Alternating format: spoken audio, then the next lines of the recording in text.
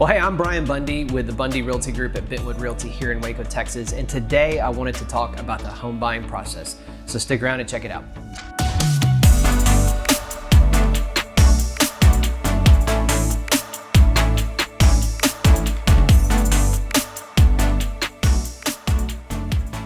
All right, well, thanks so much for tuning in to this episode.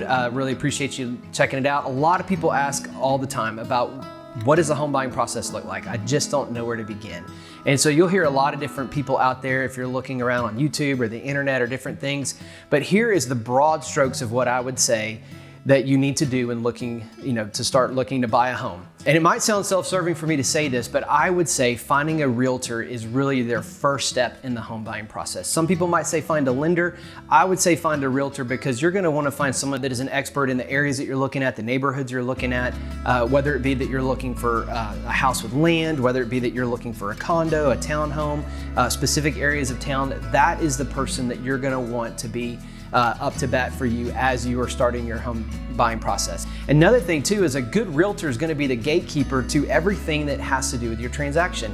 Finding a good lender, finding a good title company, finding a good inspector and appraiser, all the different things that you might need in the process. So that would be my number one recommendation is find a reputable realtor that knows the area you're looking in and can serve you and answer questions that you have, and really is someone who is willing to journey with you in that process. The second thing I would say is finding a lender really is an important step in the process. Getting pre-approved isn't something that we just tell you have to do. It's something that you really do have to do. If you're gonna make an offer on a property, sellers want to see that you can actually back up that offer either with one, proof of funds that you have cash if you're making a cash offer, but most of us get a home loan in the process. And so you want to make sure that you're talking to a good, local, reputable lender as well. And the reason I say local, and some people might disagree with this, but we as realtors know the good lenders in the area that will close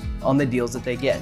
There are times, unfortunately, where deals just don't close. For whatever reason, at the last minute, they don't close. But they know if we're dealing with our local community here that we're gonna have a hard time continuing to send them business and send them clients to say, hey, would you pre-approve this person if we don't trust that they're gonna close on the other end of the deal?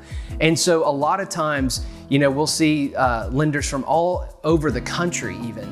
And I would always recommend that you find someone local. That way, if there's ever a question or a problem, and really has the same heart as the realtor that you're wanting to look for and work with as well. Someone who's willing to answer your questions, talk about the different loan products that are out there, and talk through like, well, what if we do this and how does that affect your loan payment? Or if we do this, how does that affect your monthly payment? All those kind of things that you're gonna wanna find a realtor who can answer those questions for you. The third thing I would say in your home buying process is really narrowing down the criteria of what it is you're looking for in a home. And what I tell folks is you have your list of these are non-negotiables. That might be the upper end of I just don't wanna go above this price point. That might be one of them. One of them might be like I have to have a pool.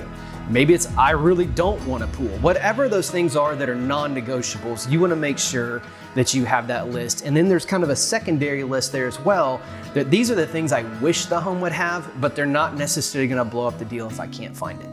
Especially in a market like we've seen here in Texas in the last few years, there's a lot of demand for homes that are out there. So you really want to know these are my non-negotiables, and then these are the things that I really do wish I would have, and then narrow that down to that, just so you're not wasting your time going around and looking at a bunch of homes if you know that this home won't meet your criteria.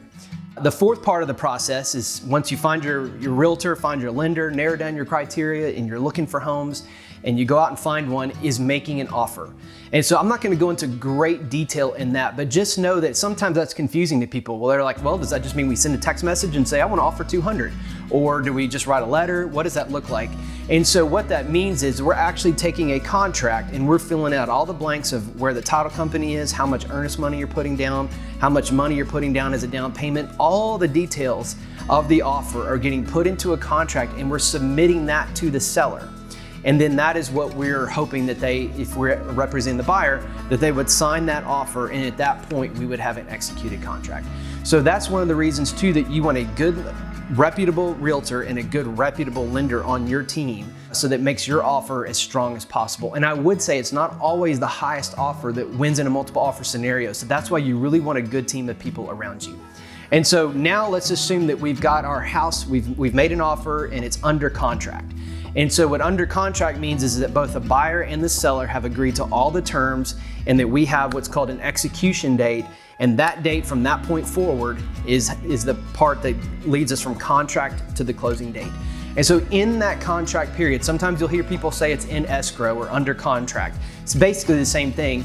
But in that, what you're doing is from the contract to close is you've got your first part of the home buying process there under contract, that you have your option period. Here in the state of Texas, we call it the option period. It's kind of like a due diligence or feasibility period. And what that is you have the chance to go get it inspected by whoever you want. You can have a roofer come look at it, a home inspector, which we always highly recommend getting a reputable home inspection done.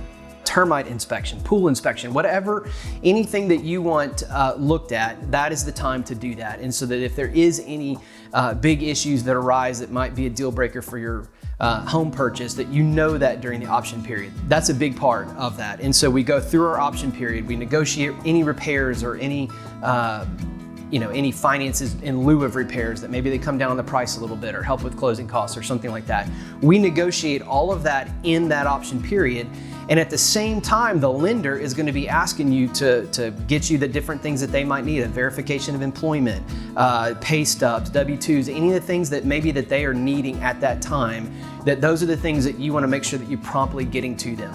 And then at the same time, what you have is the title company that's working to make sure that there's no title issues, no liens against the property or anything like that that are happening, so that once we get through all that process, that we can get to the closing table and everybody can high five and have fun and you can move into your new house. So again, that's a broad stroke of what I would say that you need to be aware of as you start the home buying process. Obviously, there's a lot more details in that, and we might talk about more of those things here in the future, but just wanted to give you an idea of that is what the home buying process looks like. And again, I can't stress enough that finding a good local realtor and a good local lender really is the place to start. As always, if there's anything that me or my team can ever help with, we would love to do that. And good luck and happy house hunting.